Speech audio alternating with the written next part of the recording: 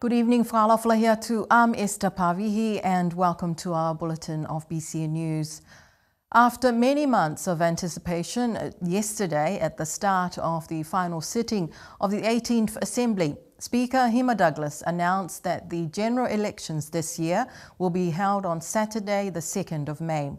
The Assembly will dissolve on the 27th of March, and several members of the Assembly were not present at the meeting yesterday, including Minister Crossley Tatui, who is in Auckland on medical leave. Here's more.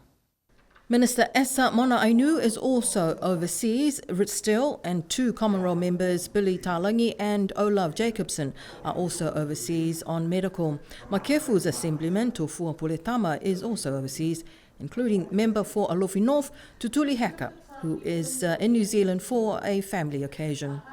Normally, at the last sitting of an Assembly term, this is an opportunity when members who wish to declare their retirement would deliver their valedictory speech. However, none of the members had informed the Speaker that they would be retiring at the end of this term. After 6 years as Speaker of the Niue Assembly, Hima Douglas delivered his valedictory speech yesterday, thanking his family, his village Avasele, and his staff. He acknowledged his predecessors and paid tribute to them, and he also acknowledged the Prime Minister Dalton Tagilangi and the government for supporting his vision to modernise the Niue Assembly and to start the conversation on making it more autonomous. You don't become the Speaker of the Niue Assembly. Instead, you are given temporary custody of an institution that belongs to our people. That institution is called the Speaker. For me, having temporary custody of this office has been an honour beyond words and beyond measure. And so to all the members of this Honourable 18th House of Assembly, it has been an honour and a privilege to serve you as your Speaker. Good luck. And God bless you all. And we wish Speaker Hima Douglas all the very best in his retirement.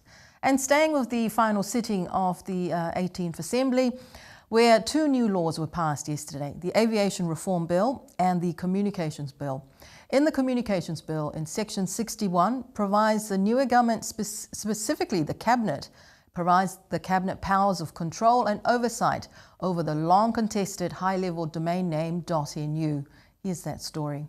The government's long-standing fight to have control of the high-level domain name .nu has taken a big leap with the passing of the Communications Bill by the Niue Assembly yesterday.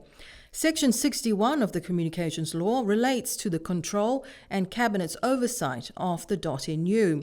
This recording is of Speaker Hima Douglas yesterday, reading parts of the bill before the second and third reading. Prohibition on unauthorised management of the top-level domain name .nu, Cabinet's power to enforce control over the top-level domain names, and the right of oversight and monitoring of the top-level domain, and mandatory data replication for national security and international compliance. BCN News understands that the Niue government has a standing legal case in the Swedish courts to take control of the .nu, which is currently being managed by a Swedish company. It's been 20 years and the government is still fighting to claim ownership and control of the .nu domain name. We will bring more on this developing story in future bulletins. The Chief Coroner of New Zealand, Anna Tutton, is on the island this week conducting a workshop with government officials and officers of the Niue High Court about the coronial procedure. The workshop is for government officials who are part of that process, including commissioners, justices of the peace, hospital staff, police officers, fire and rescue representatives as well. New Zealand Chief Coroner Anna Tutton is no stranger to Niue. She has been here several times to help local judicial officers and officials understand and know their role in the coronial system. The role of coroner is a very, very old role, and historically the system was set up so that coroners investigated certain categories of death as well as fires. So not every fire, for example, in Niue, if a fire happens in the bush and all that's damaged is bush, a coroner wouldn't be involved. But if there's damage caused to various types of structure or crops, or somebody is injured, there's a fireworks incident which causes injury or an explosion, then the coroner is the officer, the judicial officer, who conducts an investigation into that event. The participants include officials from the Health Department, Justice, Fire and Rescue and the police. Sergeant Ramona Jackson says that this is his second training with the Chief Coroner. He says it is very useful, explaining his role in the coronial process. This training has been useful, awareness for everyone and knowledge for everyone to know what the processes are in place, and it will be nice for the general public to be aware and expect when things happen, and if I'm there to sign papers, then they'll know why I'm there and what reasons. So if you have any questions regarding, especially during those times, reach out. I know it's hard for you to make a decision at the time, but if you can, talk to us and we can help or direct you. Coroner Anna Tutton explains that the process is not only in relation to the deaths, but also fires. The system relates to sometimes described as the living speaking for the dead. And in Niue, the system relates to certain kinds of death and also fires, explosions and fireworks incidents. So what we're doing this week is working with each of the participating agencies through their roles in the process and getting information related to various scenarios to the commissioners so that they can practice their decision making as judicial officers. Local coroner and commissioner of the High Court, Des Hipa, told BCN News that the workshop is very helpful in their work as local coroners because this is not an easy role, especially in a small community.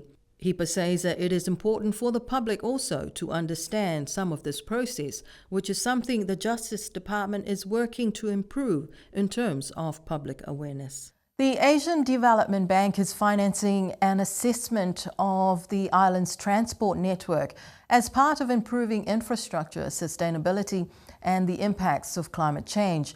Last week, a team from Haskoning Australia were on the island, including a gender and social inclusion expert, Nora Jukic.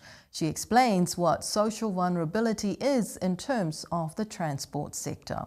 When we're talking about transport in Niue, it's basically airport, the wharf and the boat and the road. So those three are the key transport assets that we've been talking about. So we've done all sorts of assessments. We've done engineering assessment, economic assessments to understand the vulnerability. What is the economic impact if there are disruptions because of climate change? But when we're talking about vulnerability, we can't ignore people. So that's when I step in. My expertise is understanding how community information, community wisdom can contribute to this kind of assessment. So when we're talking about vulnerability in terms of people and the transport, it's really about if there are transport disruptions, how are the people impacted? Nora Jukic explained that social vulnerability impacts for Niue also extends to our communities in New Zealand and Australia. Because of the transport network and the transnational nature of your communities, that it's not only people here in Niue, but it's people in New Zealand, people in Auckland, in Australia. So we met with your community in Auckland to understand what does, if there's transport disruptions in terms of aviation services, what does it mean to them? Since we understood they're hosting a lot of local families for sometimes extended periods of time when people come and give birth or they have medical appointments. So yeah, we had a good conversation with your community members to hear their feedback as well in terms of what does it mean if there are delays in flights. And yeah, it was quite interesting. It wasn't only the flight delays, they were also sharing concerns about the people back home if they are increasing events such as cyclones in future. They were worried, and yeah, they were happy to be heard. She explains that they are also aware that people on the island may be tired of being consulted for reports, so they decided to bring a cinematographer to document the process and to document people's views into a documentary. So one of the frustrations that I've learned from communities here in Niue as well is consultation fatigue, the lack of results. People are sick of just getting another report. So in this case, ADB was very happy to kind of extend our services to cover this kind of mini documentary to capture people's voices in people's own words, not just us telling their story, but people telling their stories themselves and putting it out there. So it's not only that the information is reaching different people, but it's reaching people better. It's making bigger impact. So that's why we come together with the cinematographer to do a little video, so communities get something back from this as well, not just a report. The project to look into improving infrastructure sustainability through better asset management started last year, and consulting firm Haskoning Australia is the lead, with local consultants Bertha Tongahai and Shane Tohovaka. The project is funded by the Asian Development Bank. The Niue Oceanwide team will be leading a group of local village representatives on a learning exchange tour to New Zealand later this month. A delegation of 41, including representatives from the 14 villages from their Resource Management Advisory Committees, or RMACs, will be shown established community-led conservation initiatives and marine reserves in New Zealand. The group met this morning at the Millennium Hall to discuss the itinerary and to learn more about the tour from team leader Brendan Pasisi. The RMAC and Now tour will start in New Zealand on the 21st until the 31st of this month. One of the outcomes of this tour is for the participants to learn how to develop, manage and sustain conservation initiatives from those who have been working in this space for a long time in New Zealand. The hope is that the participants will return and utilise what they have learned to strengthen their respective village plans and to apply what they learned on this tour.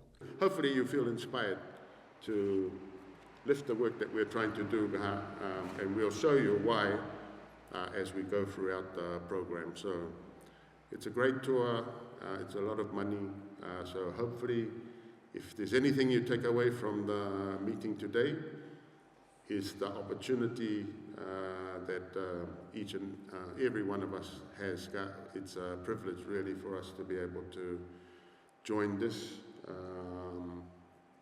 tour. And local NGO Niue Women's Alliance for Climate Justice over the weekend announced a project called Ke Longona Totoka, Ke Malolo Katoa Toa, to listen holistically with intent to gain wholesome wellness. The project, funded by the Pacific Feminist Funds, aims to raise awareness about issues facing women and girls and to provide a safe space for them to have those conversations. Alice Tomailunga told BCN News that they will be officially launching this project during the April school holidays. Alice Tomailunga of the Niue Women's Alliance for Climate Justice group spoke to us about this new project. So the project is Ke Longona Totoka Ka Malolo Ka Toa Toa, and this translates to listen holistically with intent to gain wholesomeness, wellness. Now the project aims to raise awareness and empowerment for women and young girls to have better understanding of the many underlying and complex issues that currently exist here on the island of Niue. The project aims to raise awareness about issues facing women and girls, and the project also provides them with the safe space to talk about these and empower them with the right tools to better understand and to overcome these challenges. Who will benefit? Ideally, Niue will benefit from our kids, young kids to our youth. The aim is to empower our youth to lead the project and bring awareness to our community. The project is funded under the Pacific Feminist Fund under the theme Sexual Reproductive Health Rights. Funding was secured as a result of Niue's participation at the Diva for Equality meeting in Nandi, Fiji last year, when Niue was represented by Mrs. Joanna Matangi. The project will officially launch next month. And that is our bulletin for BCN News for this evening. I hope you enjoyed the news bulletin, especially our audience and viewers from across the Pacific, thanks to our partners, Pacifica TV. From Niue and from all of us at the team here at BCN News, we wish you good night. Nona fua.